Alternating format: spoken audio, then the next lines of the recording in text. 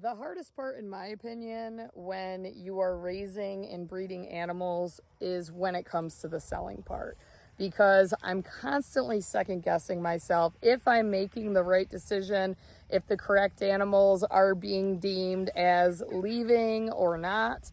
And I have literally been out here for an hour poring over my list of ewe lambs and ewes I would like to rehome, trying to ensure that I am valuing them appropriately so that a few months down the road, I don't have seller's remorse. Obviously, once that animal is gone, there's no getting them back. There was one time that I sold a heifer that I regretted and I bought her back, and it ended up being a tire fire anyway. There's an entire series on that animal alone. I guess that's a good thing when you have sheep that are of such good quality that you would love to keep them all. Unfortunately, I do have to sell a good chunk of them because I just don't have the space. I will know better tomorrow how many ewe lambs I will have left and ram lambs, although she's only picking up one. I do have quite a few customers this year that are requesting castrated males, aka wethers, because they want to finish them out for their own freezers. I did notice one surprise while I was out here today. The Gibraltar ram, this big guy, was chasing this white ewe, 575 I believe is her number. And you can see that he's marked her quite a bit. So let me show you him. As you can see, the Gibraltar ram has a marking harness on. If you look at him closely, many sheep breeders elect to do this. So that way they know what ram covered what ewe and when to expect their babies to be born. You can see that he's obviously still chasing her, but he has marked her up very well. So the color crayon that he has on between his front legs, if you kind of look as he's walking, you can see it, is red, and you can change out the color in that harness.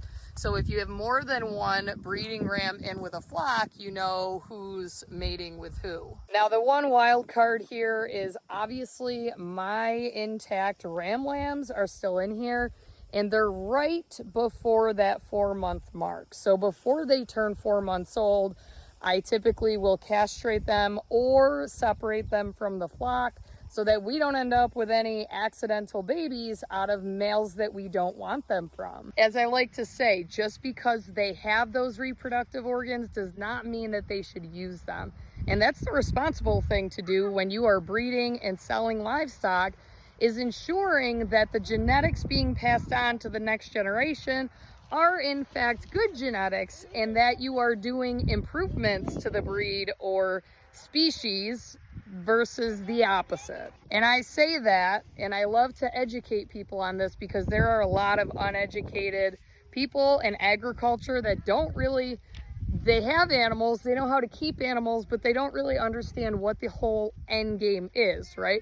Your goal while you're breeding livestock, aside from making more babies that you can put in your freezer, is to make a better next generation. And if the traits that that animal possesses are not going to contribute to a better next generation, then they shouldn't be used for that. So when I go through next week to split out the ram lambs that I deem of reproductive potential, that's typically what I keep in mind. What does the size look like, the quality, the coloring, although color, you can't eat color, but some people, that's like a be-all, end-all. And is that animal superior in genetic quality compared to its counterparts? There's a train coming through the swamp.